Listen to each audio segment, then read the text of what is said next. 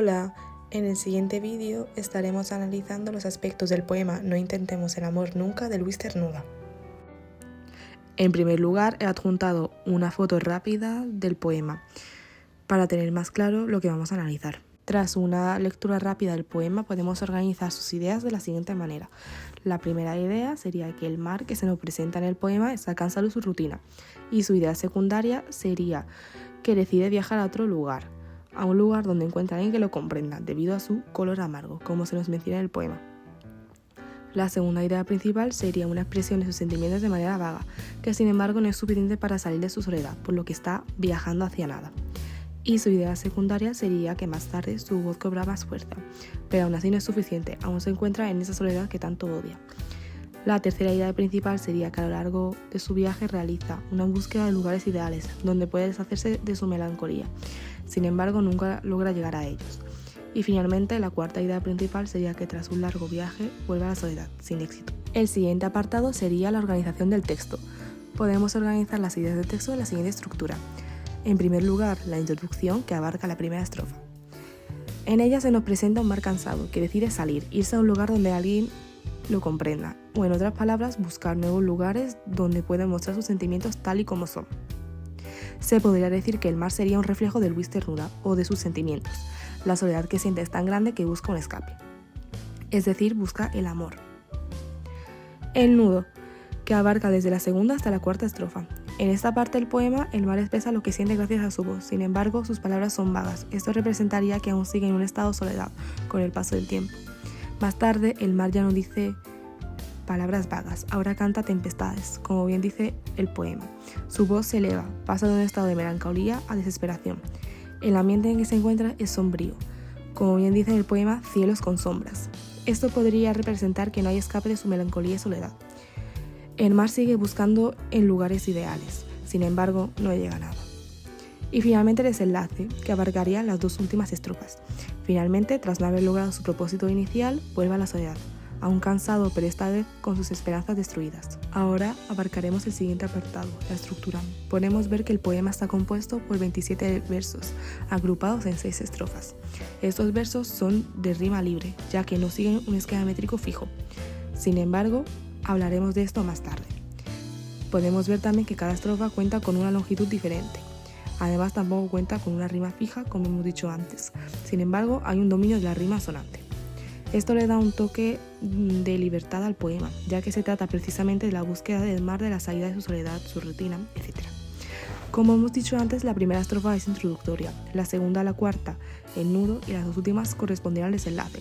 En la tercera estrofa hay una repetición de la palabra sombra, que simbolizaría la soledad y el sufrimiento en la que se encuentra. Esto es importante si tenemos en cuenta el contexto del poema. El poeta se ve reflejado en el mar, es decir, podríamos decir que es suyo poético. Cernuda buscaría la oportunidad de comunicarse con el mundo, de amar, y lo reflejaría bajo la metáfora de un mar que, cansado de su rutina, comienza un viaje. El autor transmite a los lectores su sentimiento de soledad, tristeza y el deseo de encontrar el amor que nunca alcanza.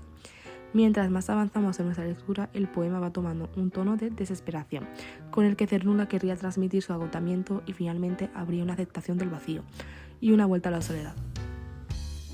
Uno de los elementos de cohesión más importantes a lo largo del poema es el mecanismo léxico-semántico de repetición, mediante la repetición de la palabra sombra exactamente 3 veces durante la tercera estrofa, para reforzar o bien el tono melancólico o bien la soledad en la que se encuentra el mar. Además de eso, apreciamos un mecanismo también léxico-semántico de asociación, mediante un campo asociativo de soledad compuesto por palabras como cansado, olvido, sombra, frío e ignorado. No intentemos el amor nunca fue escrito en 1929 por Luis Cernuda.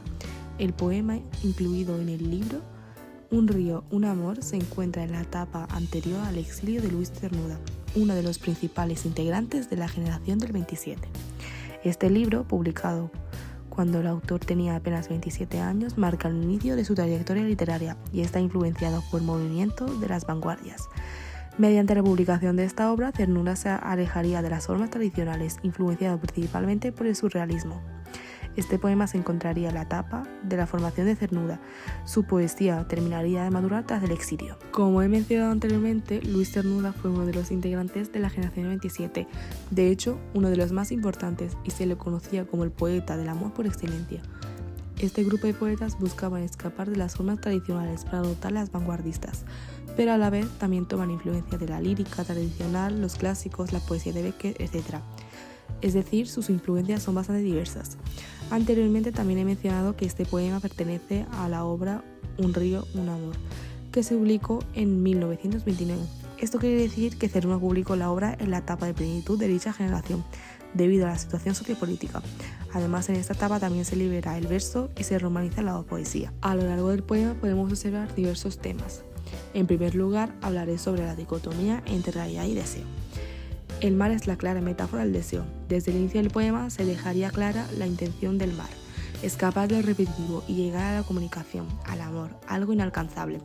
Sin embargo, el mar se cansa de esperar y su amor se reduce, enfrentándose a la realidad de desear algo inalcanzable. El siguiente tema seguiría el amor imposible. El poema presenta el amor como algo deseado, algo buscado e inalcanzable. Esto se muestra, como hemos mencionado en los apartados anteriores, a un mar cansado de su rutina. Esto podría simbolizar el cansancio de estar esperando un amor que nunca llega. La espera del amor simbolizaría el deseo por algo, en este caso el amor. Sin embargo, eventualmente terminaría cansado, ya que este nunca llegaría. Melancolía. Ese sería el siguiente tema. Al final del poema, el mar se vuelve a donde nadie sabe de nadie, haciendo referencia a la imposibilidad de cumplir su deseo.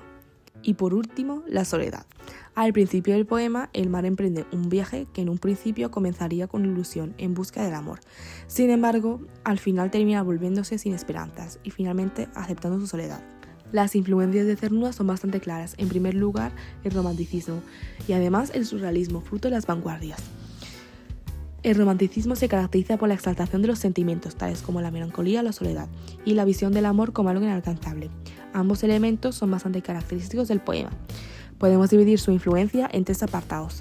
En primer lugar, la percepción del amor como algo inalcanzable. El mar simboliza el deseo frustrado tras no haber logrado alcanzar su deseo inalcanzable, el amor. Decepcionado, el mar regresa a su soledad. Además, un tono melancólico. A lo largo del poema podemos notar un tono de tristeza, melancólico, especialmente en la última estrofa. Y con sueño de nuevo se volvió lentamente, a donde nadie sabe de nadie, a donde acaba el mundo. Y finalmente el uso de paisajes. Tanto el mar como la sombra no son solo paisajes, sino que simbolizan los sentimientos de Luis Cernuda. Esto es propio del romanticismo, que utiliza elementos naturales para simbolizar los sentimientos. Ahora hablaremos sobre la influencia del surrealismo. Podemos notar su influencia en 2 aspectos importantes del poema. En primer lugar, la ruptura de la lógica. Durante el poema, especialmente en la 4ª estrofa, se combinan distintos elementos ilógicos, las ciudades elevadas a nubes, el cielo sereno, colorado, etc. En este caso, son paisajes. Esto es una técnica que comenzó a utilizarse como influencia del surrealismo, donde las metáforas no necesariamente mantienen una relación lógica. Y además, un lenguaje impreciso. La manera de expresarse en cientos versos es bastante imprecisa. No está claramente definido lo que intenta expresar. Como podemos ver en el siguiente verso, con una voz insomne decía cosas vagas. Ahora es momento de realizar el análisis métrico del poema. Para que me resulte más fácil he señalado en rojo la sinalefa. ¿En qué influye la sinalefa? Pues bueno, si una palabra termina por vocal y la siguiente empieza por vocal también, lo que pasa es que le restamos una sílaba al verso. Es decir, en el primer verso hay la presencia de una sinalefa. Originalmente tendría 12 sílabas, sin embargo, como hay una sinalefa le restamos 1 y ponemos un 11. Como el número de sílabas es mayor a 8, ponemos la rima en mayúscula, es decir, A mayúscula. ¿Por qué? Porque eso significa arte mayor. A lo largo del poema encontramos la presencia de muchas sinalefas, como he dicho antes, y además de eso el predominio de los versos de arte mayor. Hay algunos de arte menor, pero no son tan frecuentes. Además, las letras que hemos puesto tampoco simbolizan solo el arte mayor o el arte menor, sino que también la rima. Por ejemplo, el primer verso termina por O. Y esa rima se repite en el tercer verso de la misma estrofa. Y esta misma rima vuelve a repetirse más tarde en la 4ª estrofa. Por lo que, en conclusión, podemos notar que este poema no sigue un esquema métrico fijo, es decir, las rimas se van repitiendo, digamos que según le fue pareciendo al poeta, o sea, no sigue un sistema métrico fijo, por lo que es una métrica libre. Sin embargo, podríamos decir que predomina la rima asonante. Finalmente señalaremos los símbolos que se presentan en este poema. El más claro de ellos sería el mar, que representa el deseo y la búsqueda de algo inalcanzable. Podría ser el yo poético de Cernuda, como hemos dicho anteriormente. Desde el principio se nos presenta el deseo del mar por escapar de la rutina y salir en la búsqueda de un deseo que nunca termina por satisfacer. El siguiente símbolo es la sombra, de la que también hemos hablado anteriormente, que representa la oscuridad en la que se encuentra debido a su soledad, o incluso una opresión o rechazo. Esto tendría sentido teniendo en cuenta que Luis Cernuda era homosexual. Los barcos entrelazados podían representar encuentros amorosos entre amantes. Las ciudades elevadas a nubes, cielo sereno, colorado, etc., simbolizarían lo inalcanzable, en este caso el amor. Y finalmente la vuelta simbolizaría la rendición del mar y la finalización de su búsqueda por el amor, aceptando su destino. Y eso ha sido todo. Espero que mi vídeo te haya servido para entender este poema de Luis Cernuda.